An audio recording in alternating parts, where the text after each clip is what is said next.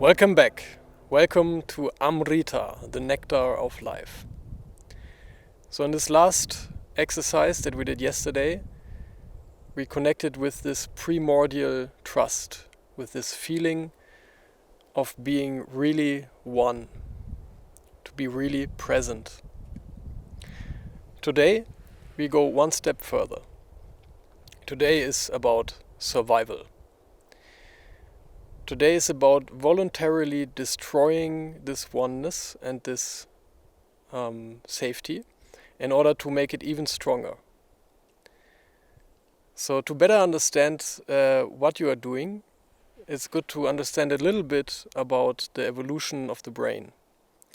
So if you look at your brain, you can use the hand model of the brain, which would be, this would be your brain stem, the oldest structure in your brain, your reptile brain, basically this part. Okay? Your thumb would be your limbic system, your mammalian brain, which is right in the center of your brain, your emotional and social brain. And then these fingers would be the cortex. This is the youngest part of the brain, which we share with higher mammals like apes and dolphins. And then specifically interesting is this part, the forehead. We'll come to that later.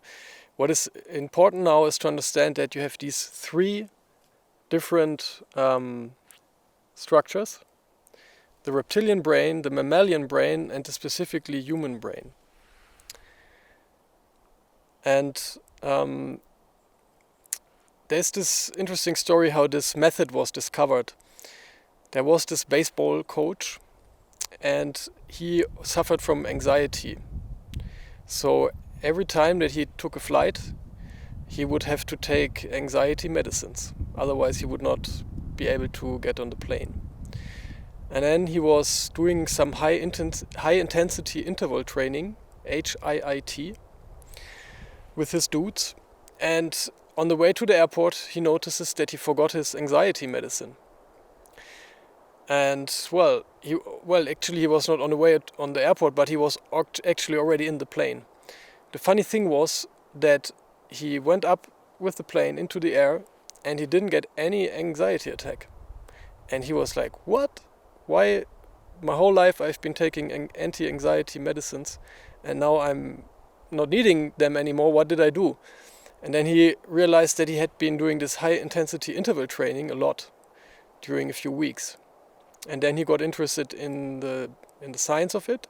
And if you think about it, it makes pretty much sense, because when you do a high intensity interval training, let's say 60 seconds, let's say minimum 40 seconds, maximum 80 seconds. And in this period of time, you really, really push as hard as possible. You really destroy your heart coherence. You go to the fastest pulse possible, your maximal pulse, so you feel like vomiting, you feel like dying, you feel like end of the world, and then you stop. And with this you simulate a anxiety attack or a trauma-provoking event, but you do it voluntarily. So the exercise is not to sprint or to lift a kettlebell or to box or whatever exercise you choose, but to do this exercise, and then the real exercise starts. So you provoke this state of anxiety, which is caused by your brain stem, because it has to do with survival and very strong activation of your whole body. And then starts the real exercise. Then you go back to day one and you do the cardioception. So you would be not like me right now, but you would be like and the exercise is that within 2 to 3 minutes you are in complete coherence again.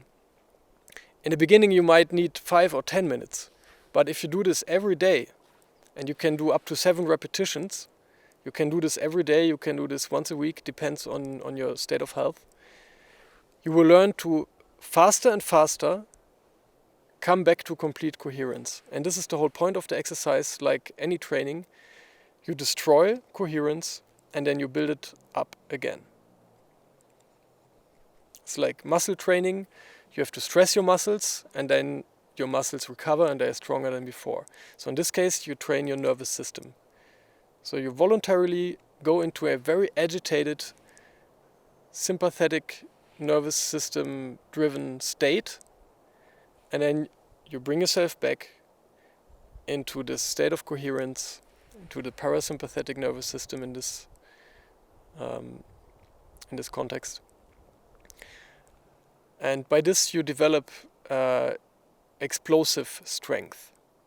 Not only do you train your nervous system, and let's say in everyday life something happens that annoys you, your body has learned that if something brings me out of coherence, I can go back to coherence automatically.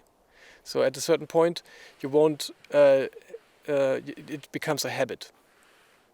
So not only do you train your the flexibility to shift the states of your nervous system with this exercise, but you also train your muscles.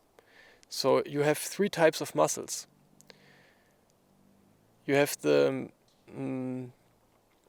type 1 muscles, which are for endurance sports, and you have the type 2 muscles, which are for sprinting, but then you also have the type 2X muscles, which are for explosiveness. And these muscles, when you train them, they have the highest density of mitochondria, just like the muscles of your heart. And these mitochondria are basic for your energy. So your felt life energy is the amount of ATP that you have available, and the amount of ATP is higher when you have more type 2X muscles, and these type 2X muscles are the ones that you are training when you do explosiveness training, when you do high intensity interval training. So this is high intensity interval training combined with active relaxation. So we learned how to establish heart coherence, and now we will voluntarily destroy our coherence in order to make it stronger. So we'll have 1 minute of really intense exercise with maximal pulse, and then the exercise starts, and for 1, 2, 3, 5 minutes we will just go back to coherence. Okay.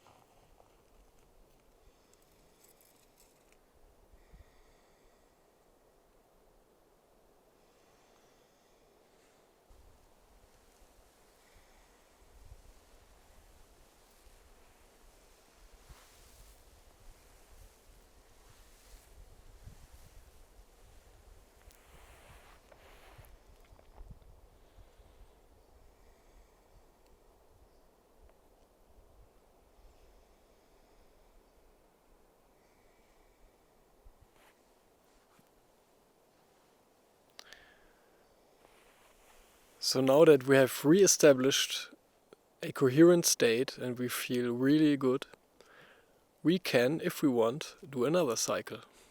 And we can do up to 7 repetitions, but 1 might be enough for the beginning. So I recommend you to do this exercise when you feel blocked, for example, or do it in the morning, whenever you feel like. You can do, as I said, up to 7 repetitions. You can do it once a week. You can do it every day. It depends on your state of fitness. And really experiment with it and find out what is right for you. Thanks for watching.